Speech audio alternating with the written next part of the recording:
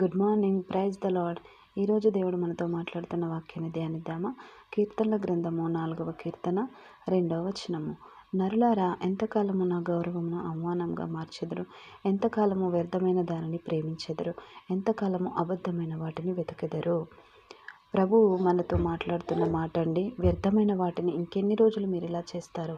అబద్ధమైన వాటిని ఇంకెంతగానం వెతుకెదరు?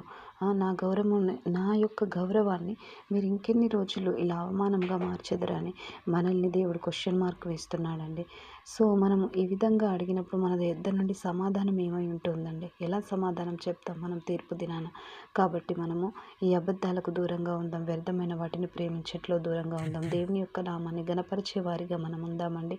ఈ వాక్య ప్రకారం మనం జీవించాలండి. ఈ వాక్యాన్ని మన హృదయంలో భద్రపరుచుకొని దేవుడు ఏం చెప్తున్నాడో ఆ వాక్యాన్ని గ్రహించుకొని ఆ ప్రకారం మనం జీవించినట్లయితే మనం ఫలిస్తామండి. ఈ వాక్యం